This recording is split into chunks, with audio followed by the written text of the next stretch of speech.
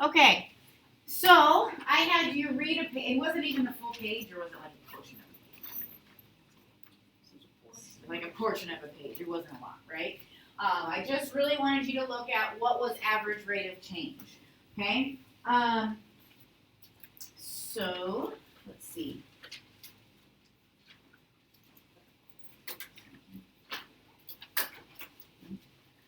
Sophie, what were some things that came out in your conversation at Pod 3? We talked about just the definition of the average rate of change. And was anything like familiar to your table from before? We just talked about how it's the slope of the line. Okay, so they talked about how it was the slope of the line. When you hear rate of change, what do you think of in math? Slope, okay? So average rate of change, I'm hoping that like raises a flag, like, ooh, rate of change. I need to think of slope, okay? So when we're talking about average rate of change, this is something that you probably wrote down from your book, right, when you read it last night. The average rate of change is just the slope of the secant line, okay? I'll remind you from your geometry days, a secant line, you probably talked about it in your circles. A secant line goes through a circle 2 times, okay? So if we think about any sort of function, a secant line is going through our function at 2 different places, okay? So we have lines that have slope, but do any other curves have slope?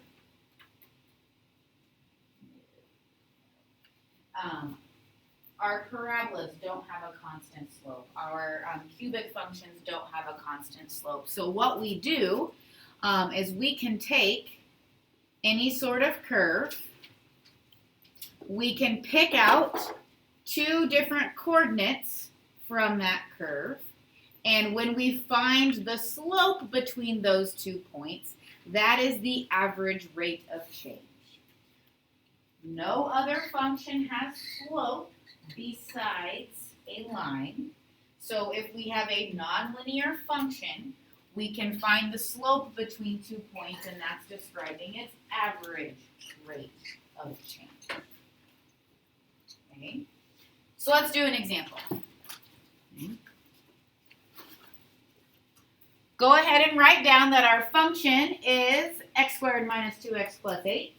And we are going to find the average rate of change from 1 to 5.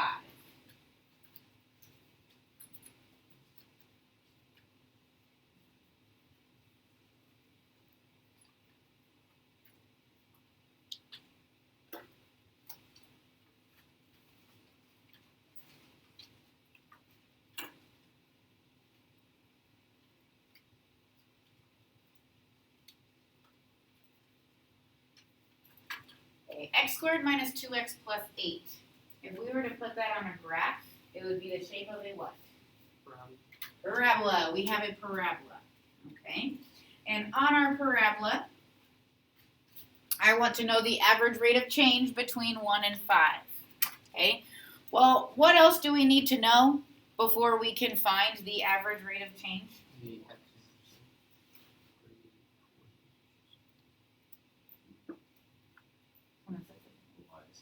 Okay, in order to find slope, we probably need the x values and the y values. Okay, so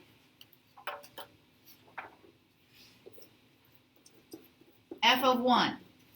If we plug 1 into x squared minus 2x plus 8, what is our output?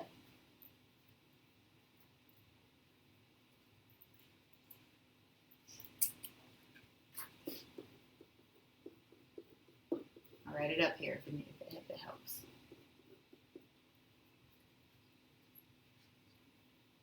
What is it? 7. Okay. Then we need the function value at 5. So what is our output when we plug in 5?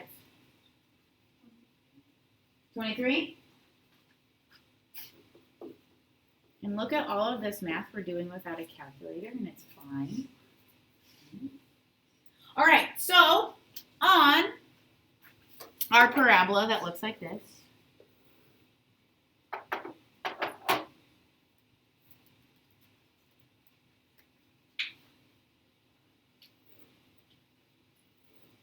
This is our parabola here.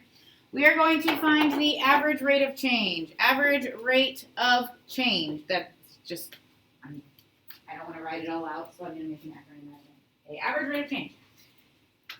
Average rate of change is just our slope. Y minus y over x minus x. So I'm going to take the difference of my y's, 23 minus 7, and make sure I'm consistent in my denominator. So since I took 23 minus 7, my denominator needs to be 5 minus 1.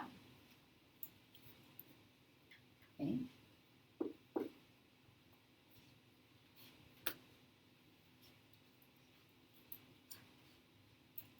(23 minus 7 is 16. Over 5 minus 1 is 4. So we have an average rate of change of 4. Okay. What does that mean?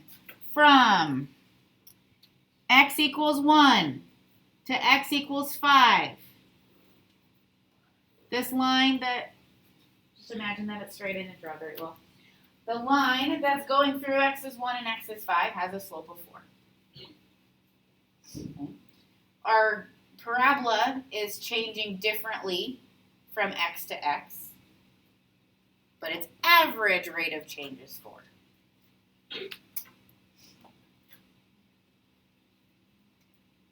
Who has their gold sheet in front of them? Do you have like 2 homework problems tonight for the weekend?